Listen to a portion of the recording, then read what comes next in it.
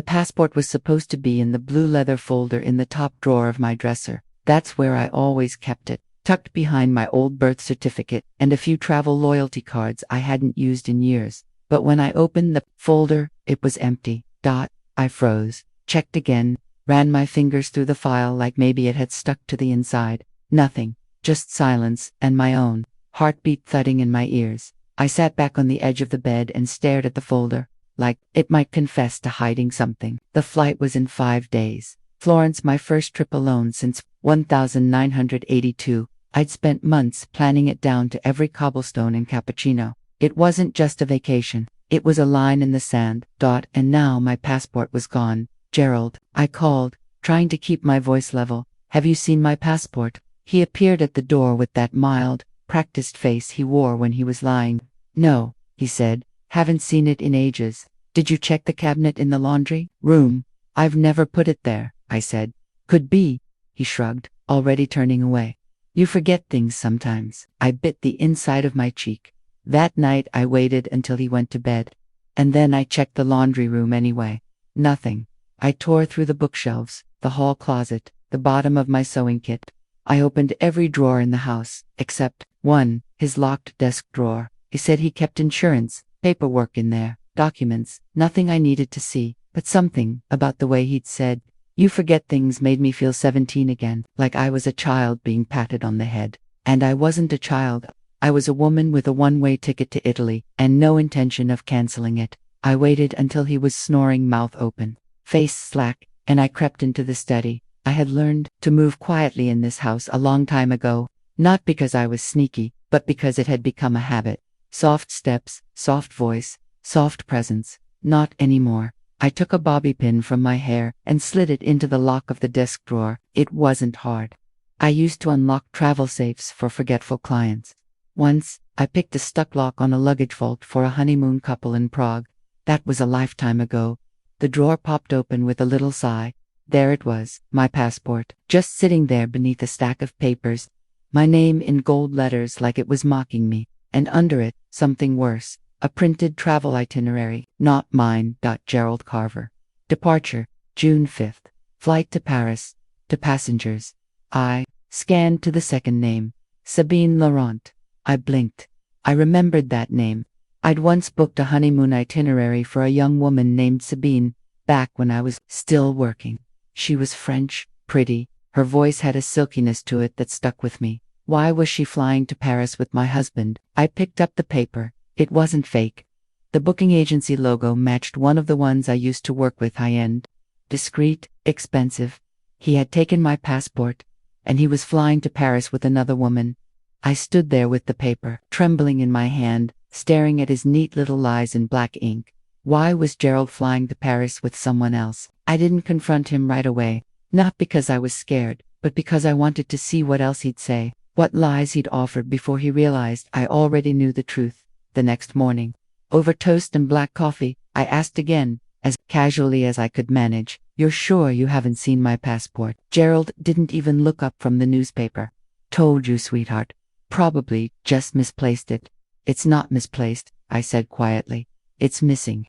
He folded his paper slowly, then gave me that tired, patronizing smile I'd come to know like the back of my hand.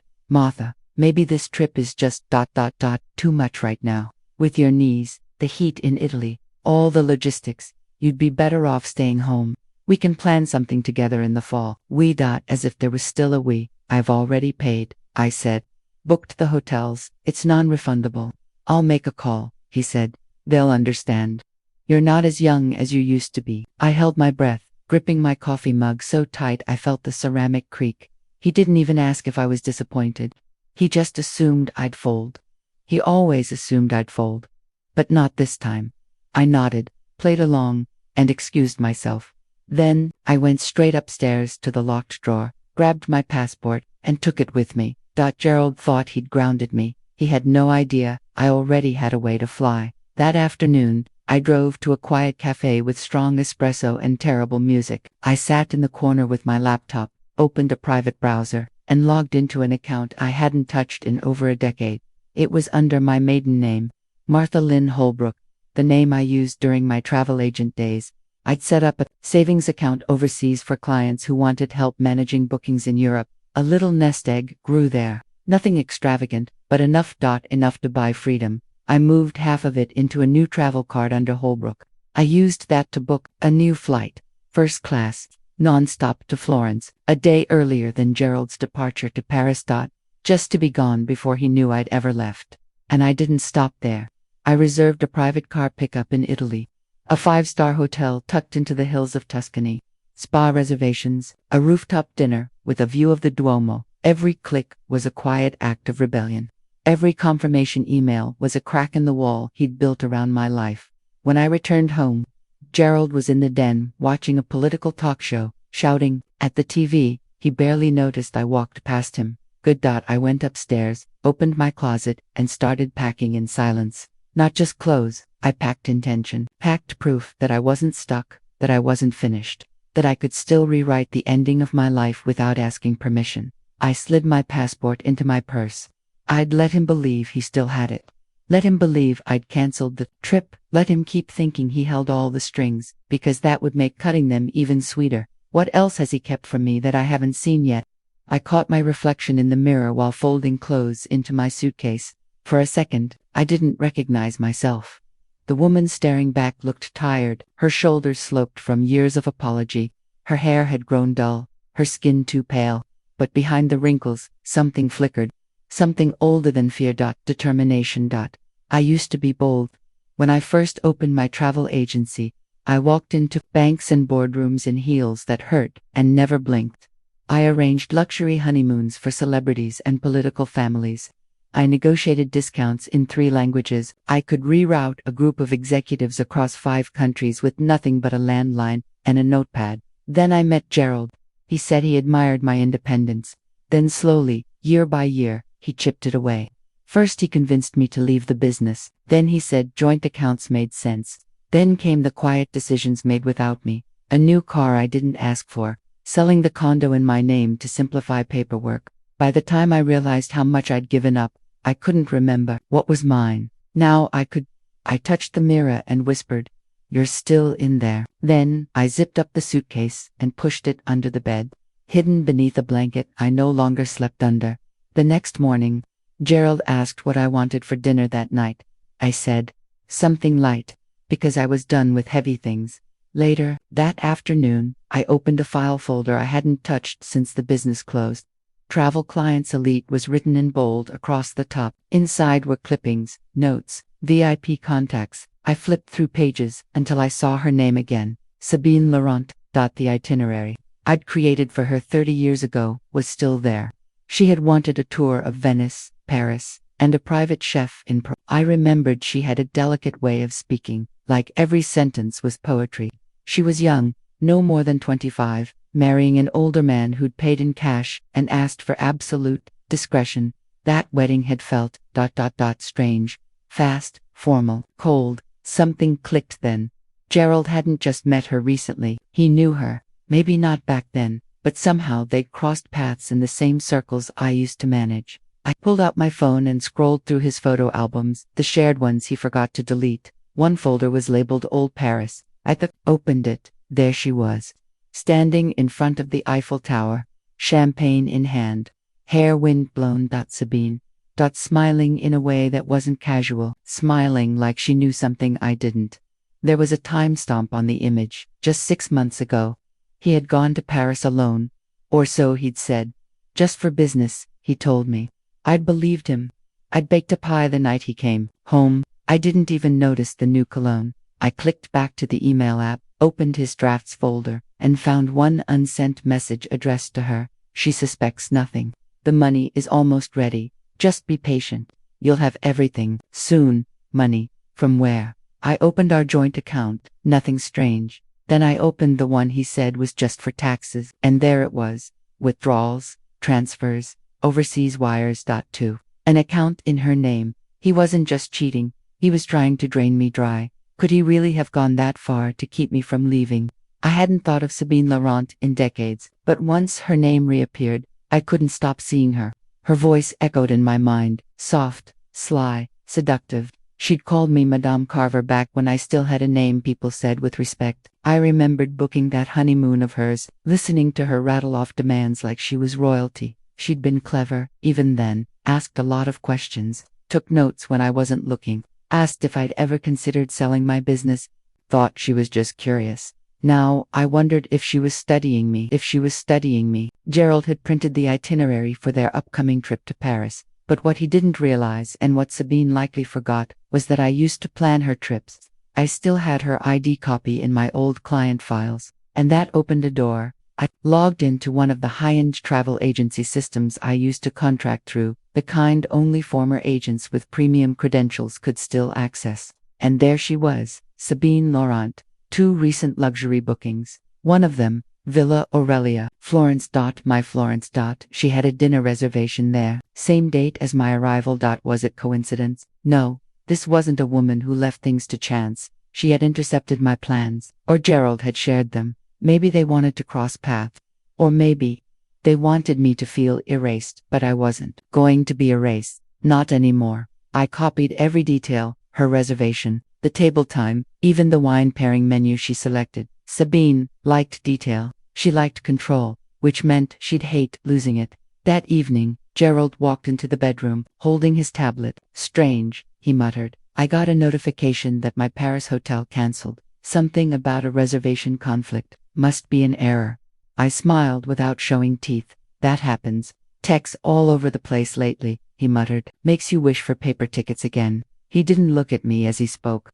That was how I knew he suspected something, but he wasn't sure what. Good. I opened a private email account and sent Sabine a note. To s.laurent@protonmail.com. Subject, table for 3 message. I remember you. Florence will be lovely. I hear the desserts are unforgettable. Me didn't sign it fully. I didn't need to. She'd remember. I scheduled it to send an hour after my flight took off. Let her sweat while I sipped sparkling wine. 30,000 feet in the air. Then I moved my Florence hotel reservation to a new boutique villa, far off the main square, somewhere Sabine wouldn't expect, and I upgraded my room to a suite with a balcony. If I was going to disappear from Gerald's life, I wanted to do it in silk pajamas with a view of the Arno River. I shut my laptop and turned off the light, let them think they'd pushed me out of the story. They hadn't seen what happens when the forgotten woman becomes the writer. What would they do if I disappeared entirely? I woke at 4 a.m. without an alarm. No shaking hands, no second thoughts, just the cold thrill of motion, the quiet buzz of escape finally happening. I showered, dressed, and moved like a shadow. Gerald snored in the bedroom, unaware. I didn't leave a note, not even a coffee cup in the sink. I wanted the silence to sting. My suitcase was already in the garage, hidden under a stack of old linens in the trunk. I slid into the car, started the engine without headlights, and backed out slow. By the time the sun began bleeding across the sky, I was halfway to the airport. At the check-in counter, the attendant looked up. Martha Holbrook. I nodded. It had been years since I used that name, but it fit like a glove. She scanned my documents, smiled. First class, very nice. Yes, I said. I earned it. Security was a breeze. I moved through like water, like I'd been flying solo my whole life. I hadn't felt this free in decades. In the lounge, I sipped a cappuccino and watched travelers come and go, oblivious. My phone buzzed once. Gerald, you okay? You're up early. I didn't respond. The gate agent called boarding for first class. I stood, walked calmly to the front of the line, and handed over my ticket. The woman smiled. Enjoy your flight, Miss Holbrook. I stepped onto the plane and didn't look back. My seat was at the front, wide, private, quiet.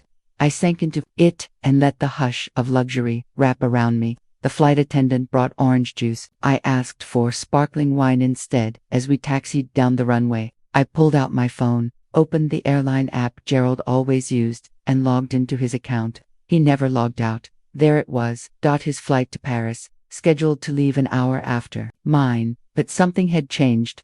Flight status, cancelled. Weather-related delay. Rebooking pending. I stared at it, smiled. Sabine wouldn't be happy. The hotel, the timing, the dinner reservations, all of it disrupted. Not because of me, because life had finally decided to play on my side.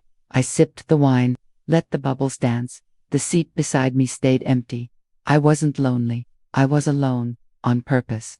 And that was a different kind of power. I took a photo of my wine glass and clouds outside the window. I almost posted it. Almost. But I wanted to savor this victory in silence. The woman who sat still for 40 years had finally moved, and not just out of the house, out of his reach. I closed my eyes and felt the plane lift, not just off the ground, off my back, and he had no clue where I was, and now he doesn't even know where I am. The villa in Florence was everything I had dreamed of: quiet, sun-drenched, and draped in ivy. My suite had tall windows that opened onto olive trees, and a stone balcony just wide enough for 2 chairs and a glass of wine. When I checked in, the concierge handed me a welcome letter with my name printed in bold, Martha Holbrook. I ran my fingers over it, slowly. That name didn't belong to Gerald. It belonged to me.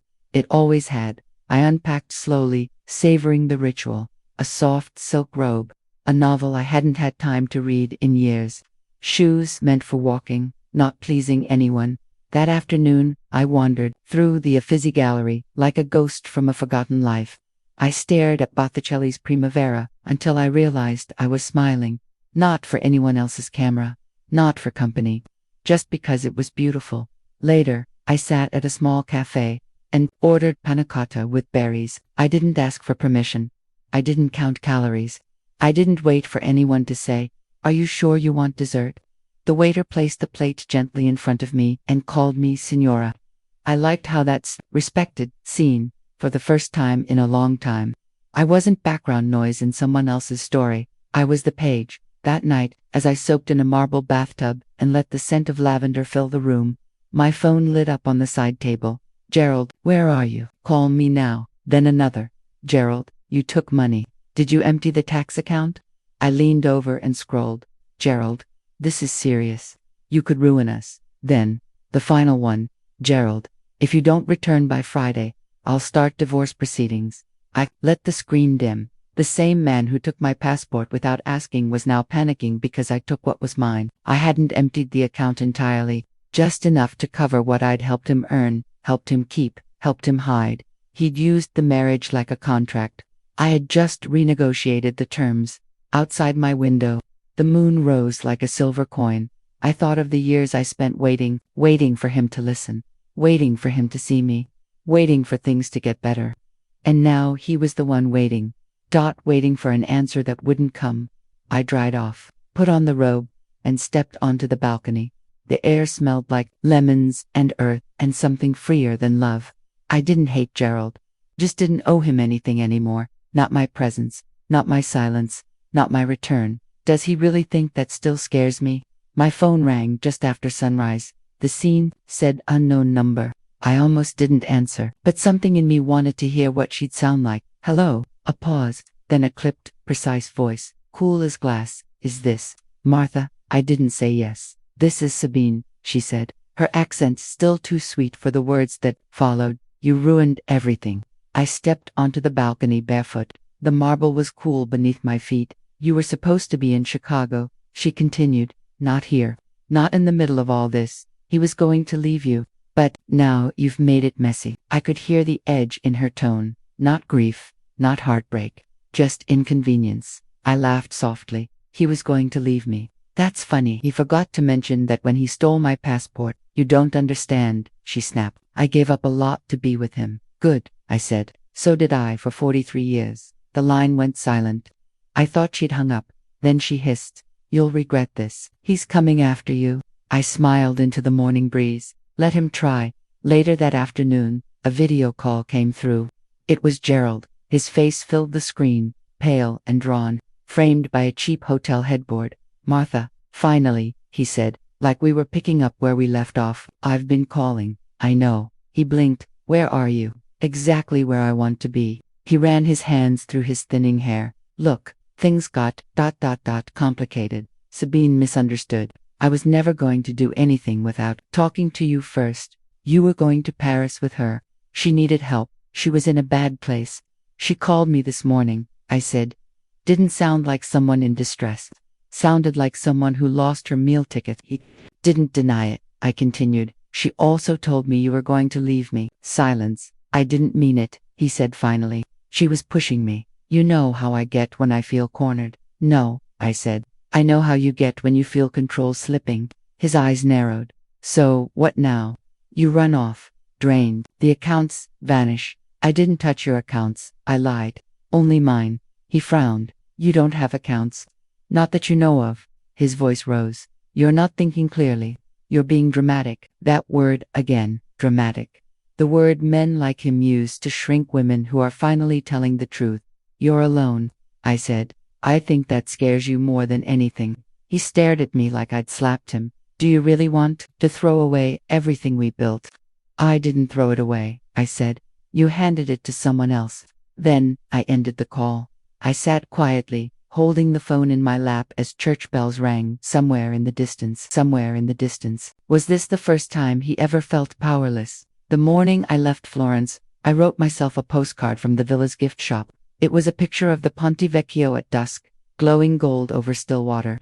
I addressed it to my old home but signed it under my maiden name. To the woman who finally boarded her own life, Martha Holbrook. I dropped it in a box at the airport. Maybe it would reach the mailbox Gerald once checked without thinking. Maybe he'd read it and understand he was no longer the main character in my story. Or maybe he'd throw it away, not recognizing the handwriting. Either way, I didn't care. I wasn't going back to the life I left. The return flight on my ticket was open-ended. I didn't book it. I didn't need to. Instead, I chose a flight to Santorini. I'd seen photos of the cliffs and blue-domed churches all my life, but never thought I'd walk them alone. Now, I couldn't wait. I boarded early. Window seat again, first class again. But something felt different this time. I didn't just feel like I was leaving something behind. I felt like I had become someone new. The plane began to taxi, and I pulled the window shade open. The clouds stretched below like a sea of cotton, peaceful, unreachable, untouched. I imagined Gerald sitting at our kitchen table, reading the postcard, maybe still angry, maybe just confused. He would never understand what he'd done wrong. Not fully. Men like him rarely do. They think betrayal is only physical. They don't count the decades of small silences, of ignored dreams, of withheld freedom. But I did, and now, every mile that passed beneath this plane was a tally mark of justice. I didn't know how long I'd stay away, maybe forever. Maybe until I stopped needing to look over my shoulder. Maybe until I forgot how small I'd once been made to feel. My phone buzzed once. Final message. Gerald, I hope you find what you're looking for. I stared at it, then deleted it. I wasn't looking anymore. I had already found it. The flight attendant leaned over and whispered, "Would you like anything, Miss Holbrook?" I smiled. "Yes," I said. "A fresh start." She brought a glass of chilled white wine, and I raised it to the window, to the clouds, to myself. This wasn't the end of my story, it was the very first page. What would happen if I never told anyone where I went?